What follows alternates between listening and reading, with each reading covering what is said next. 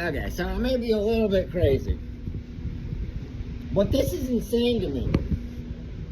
Because I stumbled across this thing, I made a video earlier about it, and I'm like, 67 degrees. That is my thermostat, says downstairs. 67 degrees. It's on circulate. My return is on circulate. So it circulates every so often. I don't have my heat on. Now, the temperature outside, it's a lot colder actually. I don't even want to freaking leave the door open too much. But if I come out here, okay, now obviously you're going to see it jump down immediately. The relative humidity comes down to, it was at 40% in there. But it shows you outside, because it's so cold, there's not a lot of moisture able to be in the air. So it comes down to 29, it gets real dry. It dries your skin out. It's just dry. It's 63 degrees already. You can obviously, it's colder out here than it is inside. Okay, and it's dropping. Now I could look at the weather and see what it says. I don't have a thermometer out here, but I'm assuming it's about 50 degrees, maybe dropping down to the 40s, something like that. At least 50s, I would think. Maybe, it's hard to believe it's 60, but it's Virginia, so. Anyway, you're seeing 30%. And this is typically when my heating system runs all night long, which it does when it's like, 20 degrees outside. I wake up in the morning and it's just running and it doesn't stop. And it's tending to pull moisture. It's pulling the dry air inside. I mean, that's the thing. When it's raining outside and you got your heating system on, it pulls moisture from outside into your house. It does this. And it's moisture's like air, it finds its way through. And it's just 30% moisture out here. So, and the higher you raise the heat, so I'll get the heat up to like, let's see, I was leaving at 68, but it was steadily running because it was 18 degrees outside. Sometimes I'll put it at 72 and 76, and the higher you get, it tends to dry. The more, when it's hotter, the air can hold more moisture, so it's harder when you're pulling that moisture from dry air outside. It's harder to, what's the word I'm looking for? It's harder to keep the moisture in your air. Right? It is. And especially when it's running all the time too. And if you're like me, you're like a freaking chameleonaire, and you're used to warmer temperatures, you put it at 72, 76, and it blows and blows and blows and blows and blows and keeps running. By the time it's 18 degrees outside, and the thing just runs and runs and runs and runs and runs and runs and runs and blows and blows and blows and blows and blows. I know I got a makeshift one right now. Maybe that's part of the issue. But it's hard to keep your moisture in your air, so you got to get a humidifier. I got a humidifier. You get a humidifier, and you put a little bit of moisture in your air, and you're trying to get that 40%, especially for the sake of my piano. 68 degrees, 42% is what I like to have for my piano.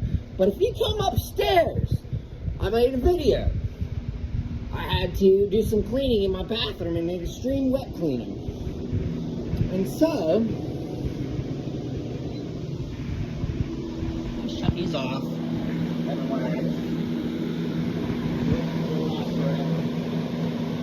They didn't want to add the forks, you're not supposed to see that. Anyway, I've got hidden moisture behind the base shoe because it's like hardwood, so it tends to slowly take in moisture and slowly release moisture.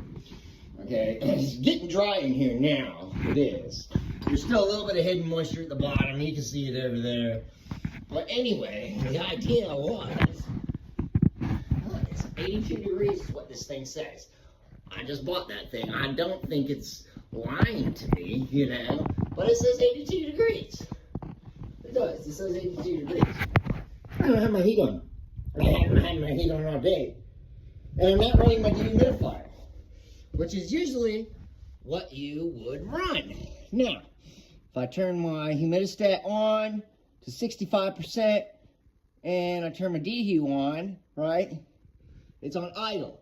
It says I have 44% moisture. I have more moisture in my house than when I'm running my heating system. That's nuts. That's nuts. So you're telling me that if this is plausible for somebody who didn't have money for an HVAC system, don't get me wrong, you're using a lot of water. But you're telling me, I'll take my bathroom off for this one, because it's kind of interesting, bro. If someone ain't got near wave heat, okay, and it's cold outside and there's already a little bit of moisture in the air, are you telling me that I could just spray water? I take my pump up sprayer and I'll spray water on the ceiling or the walls, right? You call it crazy. I don't know. Maybe I am. You do your own freaking math information. Okay? Well, eventually you might get mold. I don't know how much you have to spray or if there's an issue. I mean, heck, I'm usually the guy that dries this stuff and I bring a dehu in. Dehumidifier puts off heat. Dehumidifier puts off heat and dehumidifier had tear gas in here, so I wasn't allowed to run the HVAC system really. Especially, I got this vent closed off, and the supply duct that was supposed to run to the upstairs HVAC, I turned off. Okay. So anyway, I'm just humoring myself and the scientists. This is a scientific thing. I have to look at myself as a scientist, but being a restoration dryer, what we learned is called psychrometry. It's psychrometry. I'm a psychometrist. So in a sense, I'm like, can we get an amateur heating system for people who can't afford one just by spraying some moisture in an upstairs bathroom?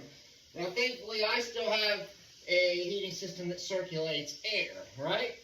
But because when moisture dries, it creates what's called heat energy. Okay? This moisture's going to find its way outside, that's what I think. Because when I constantly run my heat, trying to keep up with the outside cold temperature, it tends to dry the air out inside my house. I have to use a humidifier. So, because moisture drying creates heat energy, it's a form of energy, it's heat. So let's say I'll spray this floor down, I'll spray these walls, I'll spray my door. Now, if you did this all the time and you didn't dry it quick enough, you might have moisture issues, you might have swelling problems. If you didn't have a thermostat, a humidity reader telling you that your, how much moisture's in the air, or if you don't dry it quick enough, then yeah, you might see mold problems. This is obviously not something that I recommend doing at all for anybody. But as a scientific notation for people who don't have heat, and hey, can we come up with better technology for what we're doing and how we live in our houses, can I just spray down this bathroom? Isn't that bad? I misted it. This was a solution of sodium bicarbonate, which is baking soda, alkaline, which is a base to neutralize the acid of tear gas. That's what I was going for. That's what I was doing. So, I sprayed down the doors, sprayed down the walls, I sprayed down the ceiling. This fan says 82. Now, if I turn one of these fans on, I'll bet you that's going to go up to 83. Because it's drying and it creates heat. It's hotter up here than it is downstairs. I'm not even running my AC, my heat. I'm not running my HVAC. I got it on circulate, which is very interesting. Okay. So, and I got this fan so it's sucking the dry, cold air from downstairs into here. So it's able to dry, right? What goes dry, but you can't have 60% humidity up here, 100%. It's never going to dry. It'll mold. It'll just sit here. Then you might as well want it cold. But for the sake of freaking science and Bill Nye, I had to try this, dude. I had to try this. Also, I'm a little scared too because I don't want to. I'm on a well. I got piping that comes up from a well, and not all of it's insulated through the walls. So if I got too much heat or cold water from the well, it can condensate through my walls, and that moisture will come from the pipe in the wall. It's not insulated because it's an interior wall. Interior walls are not coded to be insulated. They probably should be if they're from a well. I don't know. But moisture is going to condensate on a pipe because it's warm in here and it's cold well water. It's going to come through the drywall, and eventually you probably see a little bit of mold. Nobody complex, that N word, statue of botches, aspergillius.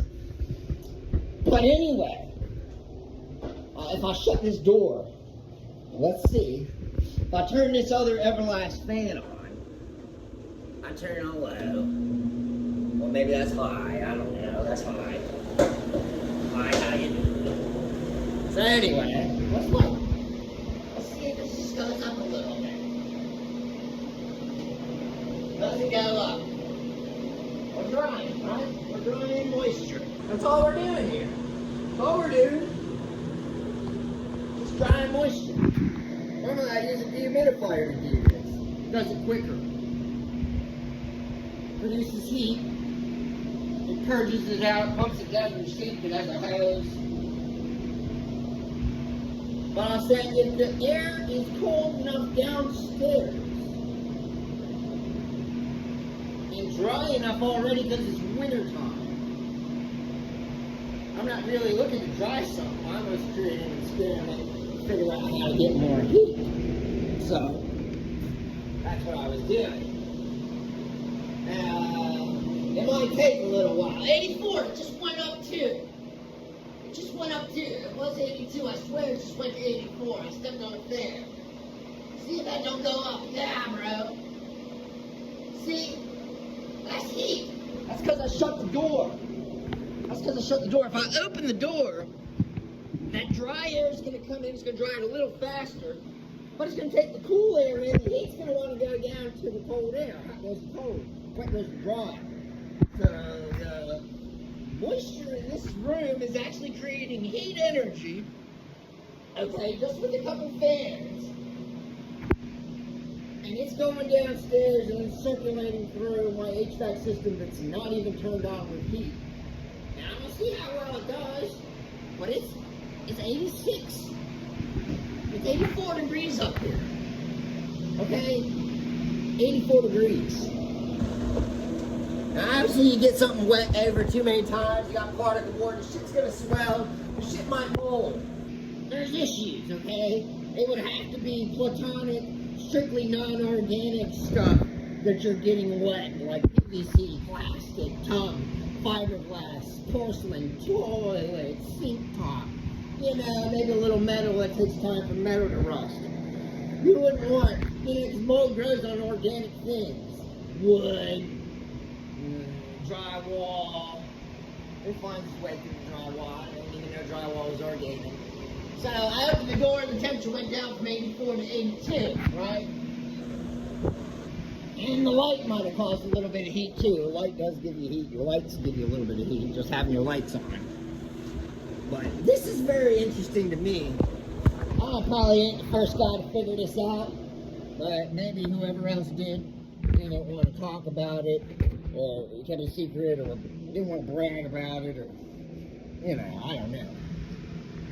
But it's interesting, because my dehumidifier is not on.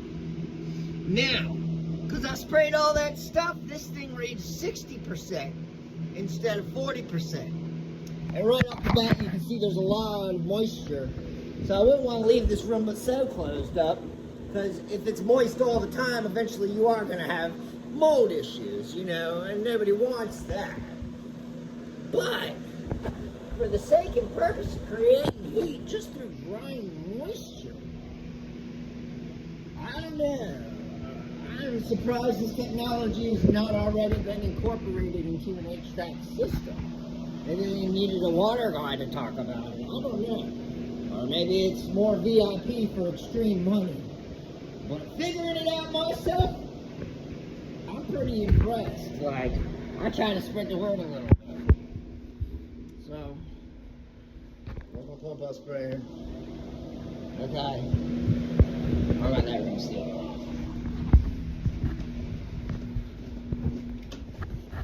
Come back downstairs. I got my circulator on. 66.